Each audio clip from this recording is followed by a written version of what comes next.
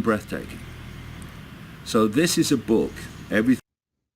So let's go ahead and wrap up the formal part of the course here and talk about security frameworks and policies. So again, it's important that your organization has the right people, the right processes, and again, basically you want to follow a framework to help guide you around your cybersecurity best practices, around your compliance requirements, around handling incidences. So we'll talk about frameworks here. You want to identify the proper policies and procedures again, right? To make sure that you can identify whatever organizational security requirements you may have. You want to understand what control processes are in place. And lastly, you want to review and report that architecture and make recommendations around the right controls. So when we talk about cybersecurity frameworks, what is a framework? Well, again, that's a really good question, but basically a framework should be a list of activities and objectives undertaken to mitigate risks. So basically everything you do with your IT system should enable your organization to reduce risk. That would be sort of the goal. Another thing would be to identify what your capabilities are, to target a level of capability that should mitigate those risks. Frameworks from different standards bodies, mapping between frameworks, for example, as well is important too. Now, again, one of the challenges too around a framework is really trying to identify the framework that makes sense to your organization. Now here's sort of my thought on it. And there probably isn't going to be like one framework that is going to make your life easier. I'll just be honest. And when we get to the next slide, we'll talk about some of the frameworks that are out there that may or may not enable you. But again, the framework should be put together where the standards make sense for your organization. So some organizations may want to follow ISO, some organizations may want to follow NIST, some organizations may want to follow SABSA or TOGAF. Again, the reality is that most organizations probably have at any given time 3, 4, 5 different frameworks in place. So it is what it is. And so when you have this many frameworks in play, it can be a challenge to get everything to work together. I'll just be honest. So probably the most preeminent cybersecurity framework is the NIST framework. So the NIST cybersecurity framework is again, still fairly new, but it is really focused around IT security and governance. So the framework is essentially 3 parts, and those 3 parts are listed there. Now again, go ahead to the PDF that you have with the cybersecurity framework and review all this. But again, remember that the framework core is what? These are going to be the 5 functions. Remember what those are. And again, those are what? Identify, protect, detect, respond, and recover. Now, one of the challenges I think too is around the NIST cybersecurity framework is that it's inherently simple but could be inherently complex, I think. So again, look at it from whatever point of view that you need. Then you have the implementation tiers. Now, this is basically part of the framework that will assess basically how everything is working in the core functions, essentially, how it integrates with the organization, and how it also integrates with the risk management processes. So the tiers are generally part of a classification. Basically, that would be what, let's see, refresh my memory here. Partial, risk-informed, repeatable, and adaptive. And again, you don't need to know the specific details of each of the tiers for this exam, but you do want to know the specific three cores essentially that we're talking about. So, and then the framework profiles. These are used to provide statements of current cybersecurity capabilities, basically. So just be aware of that. Then ISO. So ISO, right? Again, some organizations follow ISO 27001. Now, this is the framework that is essentially established more around information security. So again, if you follow ISO, you would be aware of that, to be very honest. Because again, ISO is a subscription-based service. Your organization has to be part of ISO to have access to all their frameworks. So you would know that you'd have to comply with it or you don't. So again, it all depends on the organization. Then you have COBIT. So that's Control Objectives for Information and Related Technologies. Now, COBIT is a governance framework. Generally, it has security as a core component. And it's been around a while, too. And it is published by Osaka as well.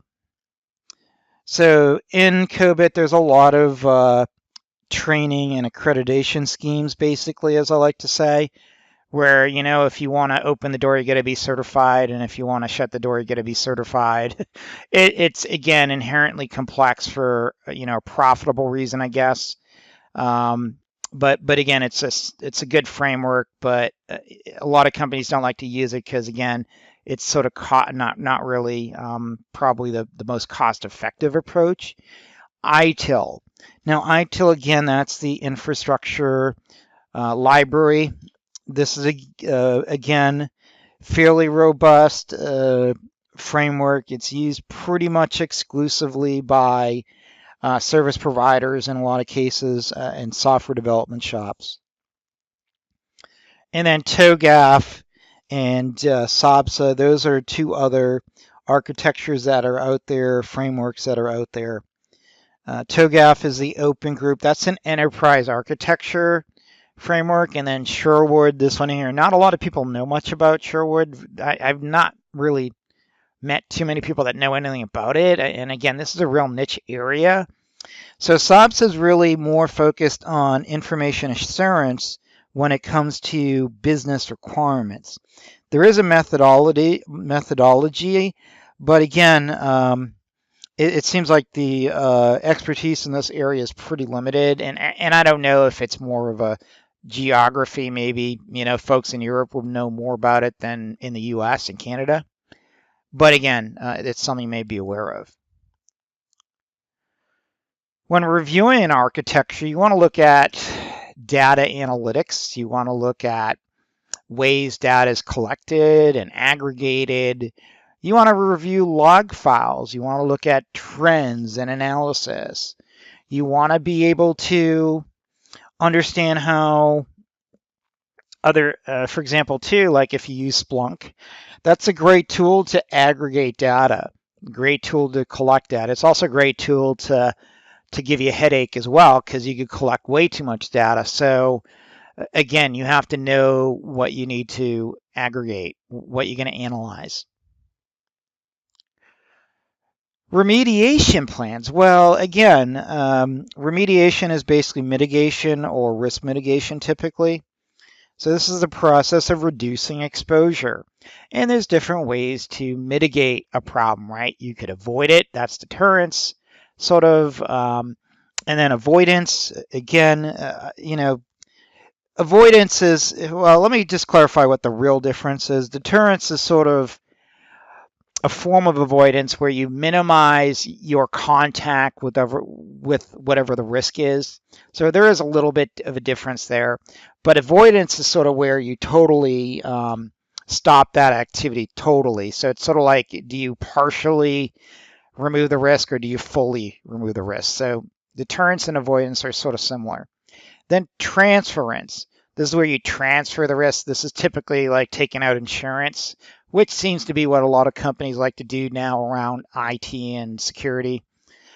Again, it's just a fact. A lot of companies, they don't want to invest in security. So if your company, it can afford insurance, let's say $1 million. Well, actually, I'll give you an example. So if you're a large financial company, you go and get an insurance company policy, that might cover $100 million of liability, and that might only cost you, $100,000 a year or $200,000 a year. Again, it all depends. That's just an example. So companies, if they look at that, they may just, and let's say to actually remove the risk might cost, $10 million. So this is, again, part of what I've been seeing going on. Acceptance. Now, acceptance is where you just say, okay, well, the risk is there. It is what it is, so you just deal with it. Defenseindepth. This is where, again, you have multiple layers of control.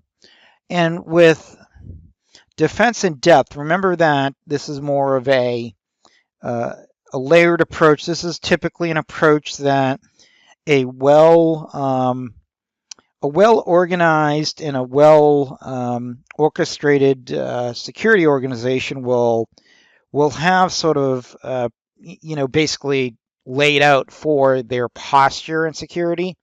So having those layers of control should mitigate risk as well. So Defenseindepth, there's different layers of control. So for example, you may have VPNs, cryptography, reporting. Again, having the right mitigations for the risk should do good. So for example, user training, again, if you train your users about acceptable use, what they should and should not do, that should reduce your risk.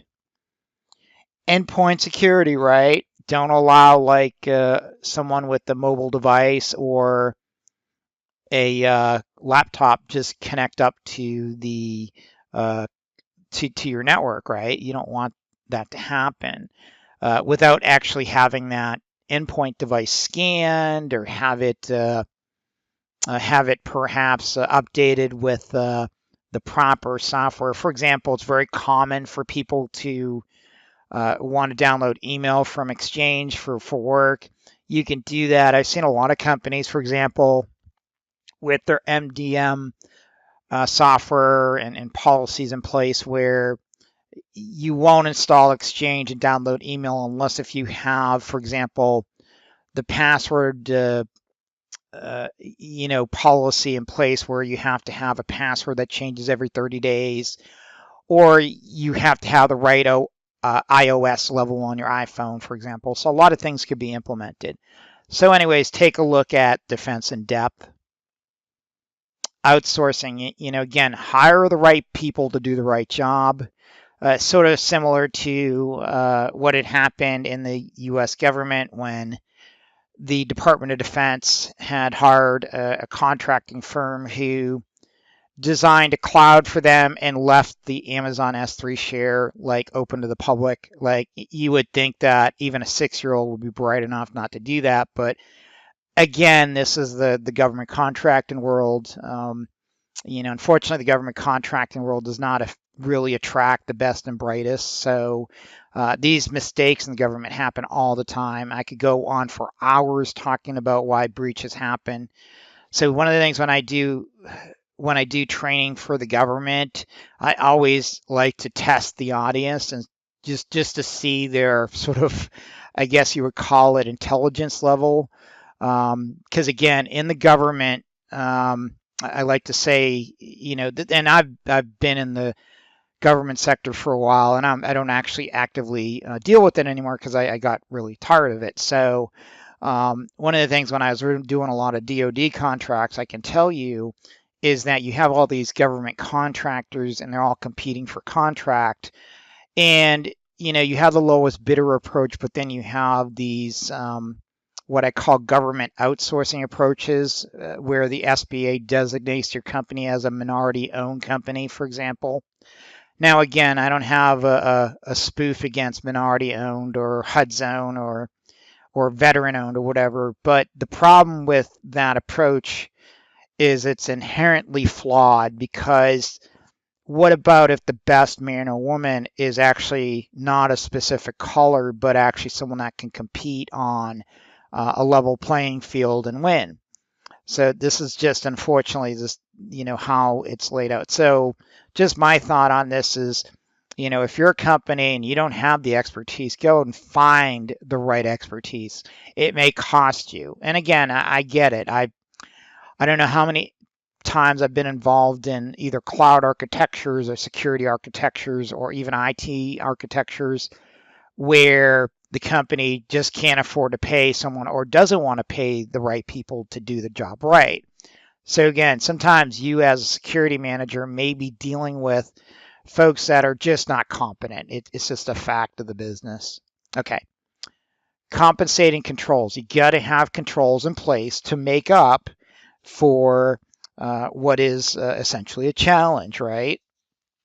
So, for example, when it comes to controls, right, you want to develop a policy.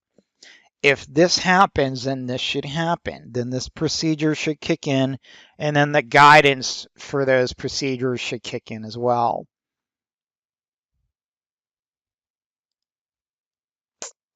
Control testing.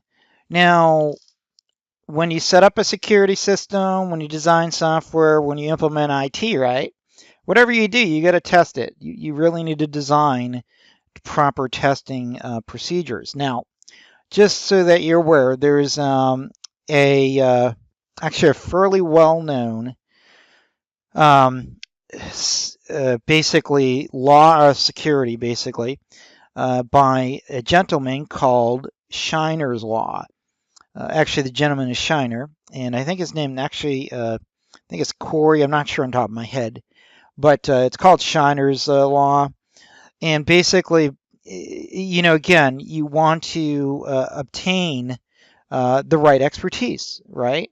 Again, just go out there and get the right people, get the right equipment. Design your testing procedures of that security framework appropriately. And actually, you know what? It's actually Bruce Shiner. I was having a memory fart there. So again, just a couple things there when it comes to knowing control testing procedures. What about if you have an exception? How do you handle an exception, right? Again, just be aware if something doesn't go according to plan, how do you handle an exception? Again, many different ways to handle exceptions. You could have a process. You could have, people involved. You may need to get a sign off from the right folks up in management to take something off the network, to add additional restrictions, let's say. Again, whatever that is, you need to address it. Evidence production and patching as well. Quality control and quality assurance. So quality control is what, right? Quality control is this. It's a process basically where you determine whether a system is free of defects or deficiencies, right? And quality assurance is basically where you analyze the quality and basically determine how you measure it and you check it. Verification and validation, as well as assessment and evaluations. I'm not going to read all this to you, but take a few minutes and make sure you know the difference. And on the exam, it is fair game to talk about verification and validation. People may get confused over that. It's fairly straightforward. So when we discuss maturity models, remember, when it comes to any kind of framework, there's typically going to be some kind of a maturity model.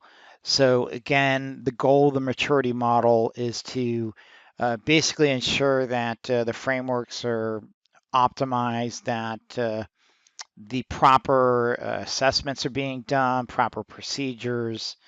Again, it's very common to see that in a lot of the frameworks that are out there. So, no matter if you're using ITIL or TOGAF or SOBSI, there's typically a maturity model with them. So, and then audits, again, an audit, the purpose of an audit is what? To make sure that that you're following the framework, that the proper processes are being followed, or that the results that you're expecting are actually what they are. So audits should be typically performed by independent agency or an independent company in most cases. Again, typically a best practice. So having an audit program is definitely recommended.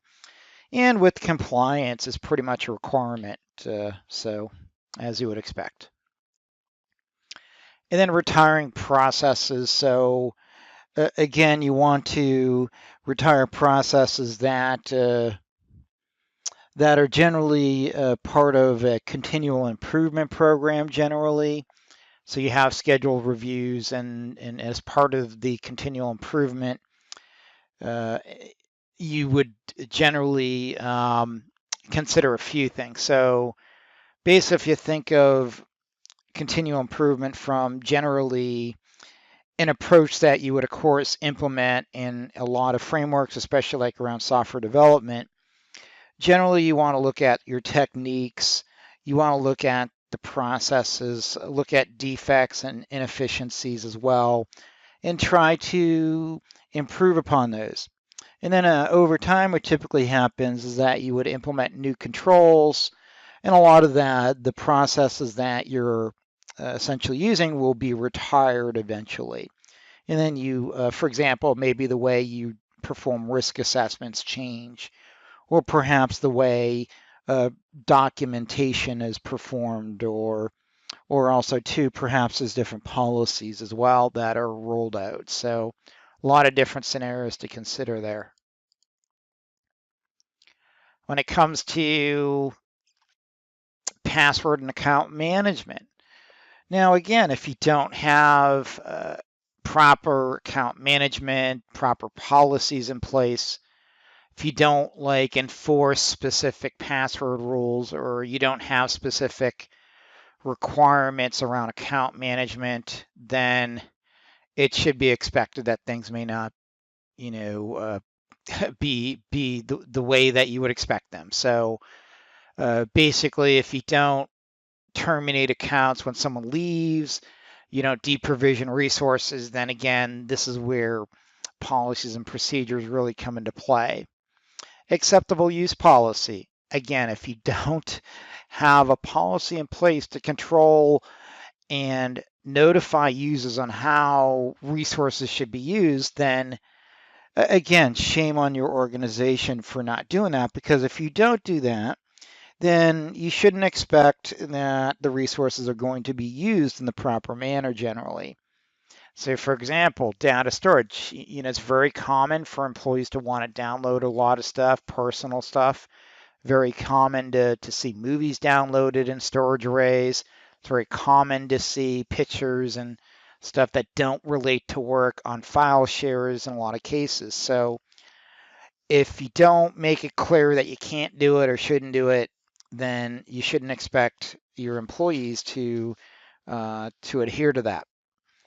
Also, too, a privacy policy, right?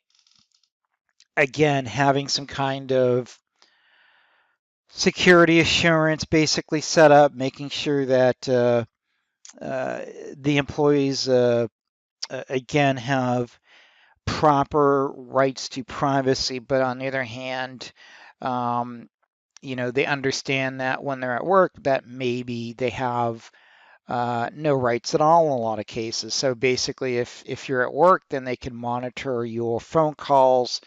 Not that the U.S. government doesn't do that already, but So you have to have a sense of humor nowadays. So when it comes to privacy, okay, again, pretty much everything is being monitored anyways, no matter where you're located.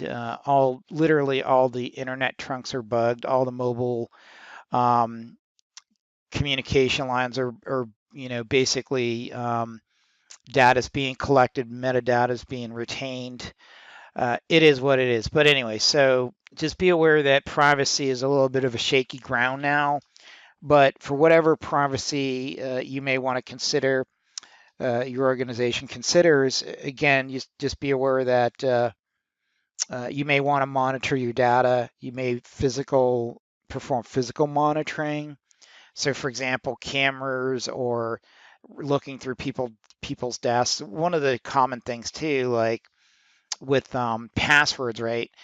Very common for folks to want to write down their passwords on a sticky note, and guess where they put it? Under their keyboards. So, separation of duties.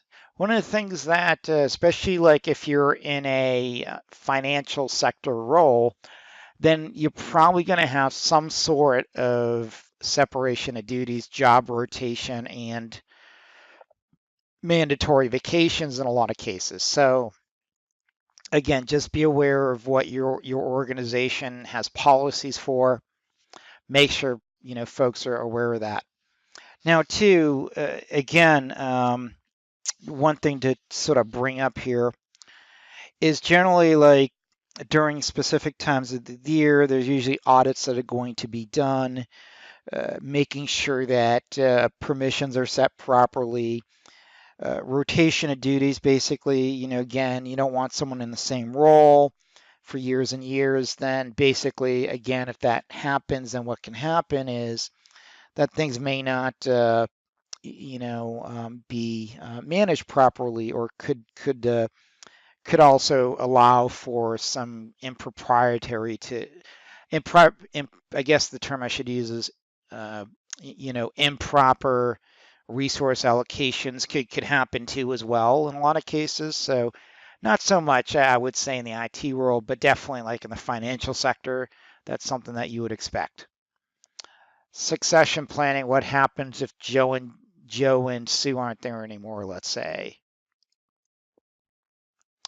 Perform training. Again, you shouldn't expect folks to know how to handle something if you don't train them. Make sure you have role-based training, cross-training, certification as well. So, for example, when it comes to security training, again, a lot of organizations, and especially like in the government, they're going to have security awareness training before you even are allowed to log into the IT system. You have to take the training and basically pass it, and then you get authorization to proceed. And then if you're an administrator, there's typically other training that you have to take around awareness of, for example, awareness of social media hacks like malware, awareness of password policies, etc. That, again, if you don't perform the training for the user base, then you shouldn't expect the user base to be aware of it. Again, in the government, they have what's called the IAM levels. For example, you have the DoD 8015, I believe it is still, never remember the total acronym, but, or 8570, I think, one or the other. And so just be aware that, again, the government's got its own standards, but of course, a lot of commercial companies do too.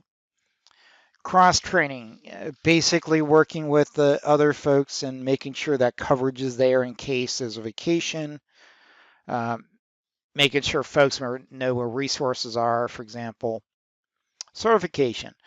Again, encourage certification. Encourage folks to go out there and get certified, whether it's in CompTIA or whether it's on a vendor like Palo Alto, or if it's Checkpoint, whatever.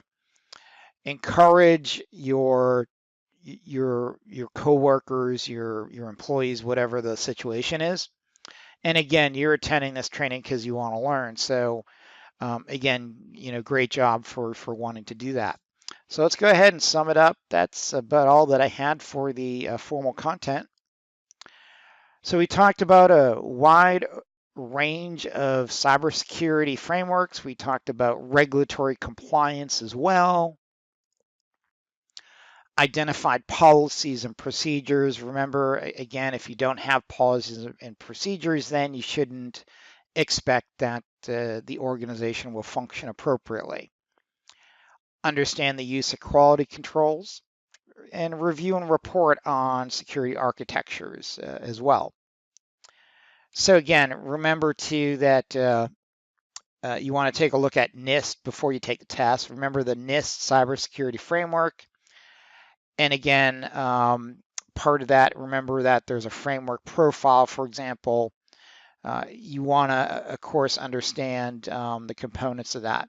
Also, too, remember we talked about Schneier's Law. We'll discuss that actually in the next slide, I believe. Yep. So remember what Schneier's Law is. Basically, it's where generally a systems architect may not be the best. In other words, you want the right person to be in the right role, right? So expect that penetration testing is going to be a different skill set than someone architecting a database. So again, have the right person in the right role. And I know that certainly doesn't happen as much as it used to nowadays. So, and then what type of training allows employees to develop a multidisciplinary skill set? That is cross-training. All right, so that's about all that I had. This is the end of the formal content of the course. There's, of course, plenty of other modules coming up, but this is really the end of the PowerPoints and the presentation. Remember to print out all the PDFs for all the formal lessons so that you can reference them for the exam, before you take the exam, that is. And again, if there's anything there you don't know, if there's anything that you're not sure of, look it up. Again, get other trainings, especially like around the security solutions and products, know Metasploit. Make sure you go out there and you know what NIST is, know the documentation for NIST, know the security frameworks that are out there. Again, I could talk for hours about what we just covered, but you need to really take a serious look before you take the exam. Study everything you can. Know all the appropriate terminologies. Know the appropriate remedies for those as well. Again, know the references we talked about. I think I did a pretty good job at the additional modules as well, like the websites I'm showing you to go cover, the documents to go pull up. I also attached all the documents that I think you should take a look at as well. So again, let's continue on. Let's talk about ramping up for the test. I do have some additional modules that cover like cloud, for example, not totally relative to the test, but I think it's an important area that that everybody's dealing with right now. And it's sort of one of the points that I don't believe the exam covers very well in the content. So wanted to make sure that you got a few things to look at in your real world environments. So thank you, and let's continue on to the next section.